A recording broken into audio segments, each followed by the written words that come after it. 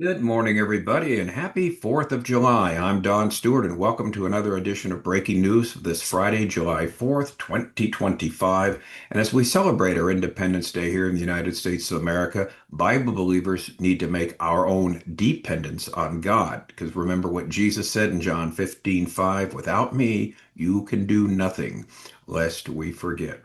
All right, to the news. Two huge stories. Here we go. Yesterday, we left you with the saga of the latest ceasefire hostage drama in Israel.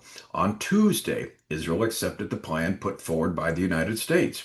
We were told that Hamas was quote unquote positive about it, whatever that means, and we're going to give an immediate response in the next couple of hours.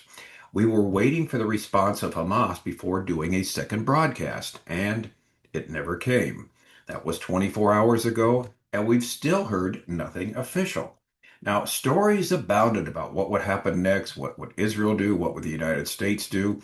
Netanyahu actually had a meeting with his cabinet on Thursday night to discuss moving forward based on the supposed optimistic tone of Hamas.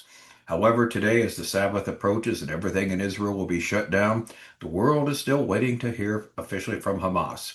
And until something official is stated, it is worthless to go into the what ifs and what's next. So this is where we're at right now with the issue. We just don't know. Now, also, as we will observe with our second headline, what eventually does happen with the ceasefire hostage proposal could very well reshape the Middle East. So here are two headlines this morning.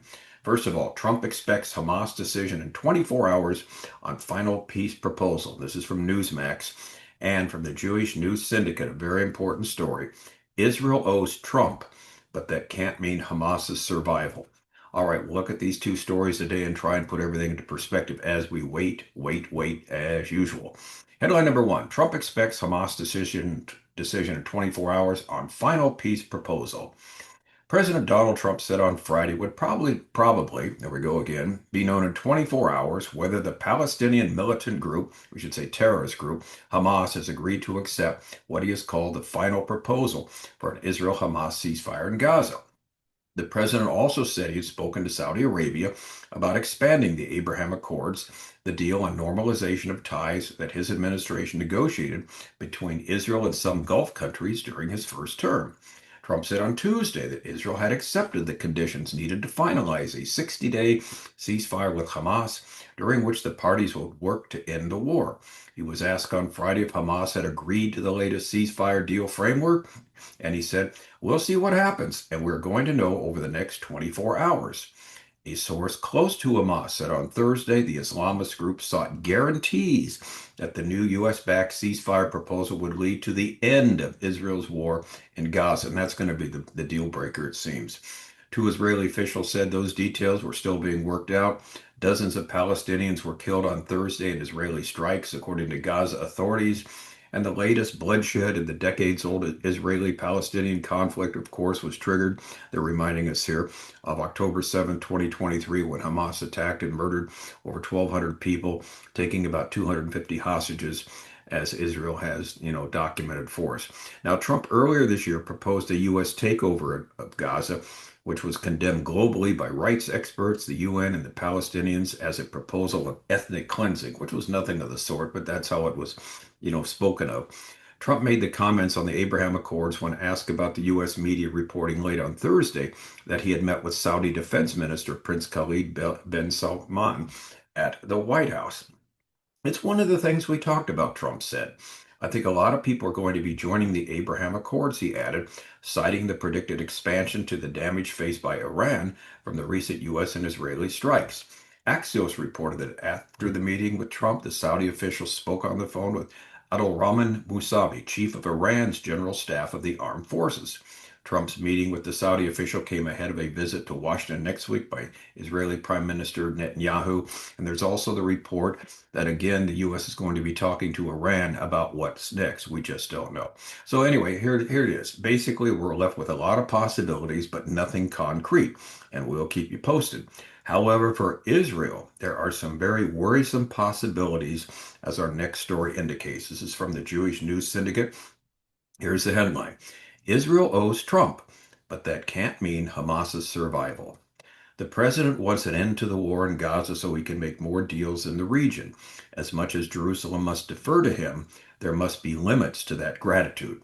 President Donald Trump's decision to order a strike on Iranian nuclear targets was yet another example of how he has proven to be a reliable friend of the state of Israel. If, as both Jerusalem and the Pentagon say, Tehran's quest for a bomb has been set back at least 2 years and can again be smashed by subsequent Israeli and American military efforts as needed, then it's clear that the president has altered the strategic equation in the region in favor of the Jewish state and against its enemies. He has also continued to supply Israel with the arms that it needs rather than slow walk them, as did the Biden administration. And he's encouraged its campaign to destroy Hamas in Gaza rather than hamstring its efforts, again, as the Biden administration did on both accounts. Put into context, with his groundbreaking pro Israel decisions during his first term, the president added a record that eclipses the support offered by any other administration since the founding of the modern day Jewish state in 1948. All of which means that Prime Minister Benjamin Netanyahu is obligated to Trump above and beyond the normal deference owed to Israel's superpower ally. But here comes the question: a price too high? Yet, exactly how far should Netanyahu go to pay that debt when the president demands that he go along with plans that may or may not be in his country's best interest? It may be in the coming days, weeks, and months the world will find out the answer to that question. It has now been widely reported that Israel has agreed to the terms of another ceasefire hostage release deal with Hamas terrorists that is being pushed by the president. If leaks about America's offers to the Islamist group are true, it will mean the release of 10 of the remaining living hostages without first being humiliated by revolting ceremonies in which they will be forced to thank their kidnappers, and 18 bodies of deceased captives in exchange for the release of the Palestinian Arab and release for Palestinian Arab terrorists, and a 60-day halt to the fighting. If that's all there is to it, that's a deal that Netanyahu, who will visit Washington next week, can live with, as can even most of his far right-wing members of his government. Here comes the but. But, as the prime minister has stated, he believes that any deal must not obligate Israel to end the war on Hamas without forcing the surrender of all the remaining hostages and bodies, as well as the termination of the Islamist group's terror rule in Gaza and the exile of all of its leaders. Should Washington force an end to the conflict without that happening, no amount of rhetoric from Trump or Netanyahu will prevent Hamas from claiming victory. And despite all the losses they have sustained since starting the war while committing unspeakable atrocities on October 7, 2023, such boasts would be largely accurate, the article says, and they certainly would. Well, will the post, and here's the big question, will the post-October 7th war against Hamas end in that faction? Well, we don't know yet. We just don't know. In keeping with the eliminationist beliefs that we have been at the core of the Palestinian national movement since the inception in the 20th century, Hamas could well refuse to accept the terms that Trump's envoys have exchanged with them and with the Egyptian and Qatari intermediaries that have been part of the negotiations. Even if they do, their intransigence, their ideological or religious commitment to violence, and the shedding of Jewish blood could prevent any talks during the 60 days of a ceasefire from blossoming into a long-term agreement that could be represented as the end of the war. And this is so true. There's no way they're ever going to stop fighting. They're not going to release those last 10 hostages, not a chance, because they're going to fight till the end, because what would they have after that? And this is just who these people are.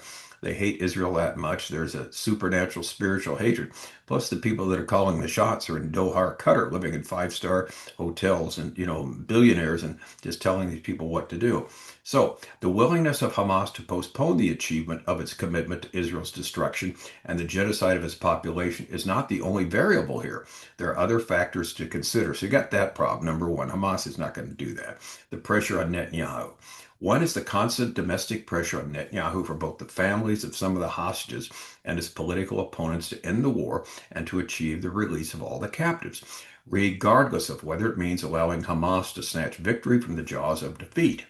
Just as important as the back and forth among Israelis about whether it's time to end the fighting without first securing the defeat of Hamas is that what Trump wants after all of this? After all, okay, the president has openly expressed a desire to end the war in Gaza and to use that along with the crippling of Iran and its terrorist proxies to expand the Abraham Accords. This is the X factor in negotiations that could well force Netanyahu to make concessions he wouldn't otherwise be inclined to do. In other words, we've basically neutralized Iran. The Saudis are ready to make some deals. The Middle East is going to be reshaped, it seems. So, does that mean Netanyahu has to bite the bullet and accept what he normally wouldn't accept? And that's the question. Now, the article says to date, Netanyahu has reiterated he won't allow that to happen. But if Hamas is prepared to act in accordance with the best interests as opposed to its bloodthirsty ideology and Trump demands it, would he be forced to give in? That's likely the assumption in Trump world. It's also something that many of Netanyahu's supporters fear.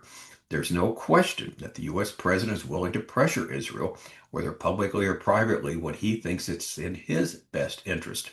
His profane demand that Israeli planes be turned around before striking Iran again when Tehran violated the ceasefire is an example. Remember that? Iran did violate the ceasefire after it came into being. There was something like 40 or 50 planes heading towards Iran that were going to bomb the daylights out of them. And Trump yelled at Netanyahu and basically demanded that the planes be turned around, and they were. Then there's one other factor to mention, expanding the Abraham Accords. It's also necessary to reiterate the obvious fact that as much as the interests of the two allies are aligned, they are not identical. They're not. The U.S. and Israel have two different interests here.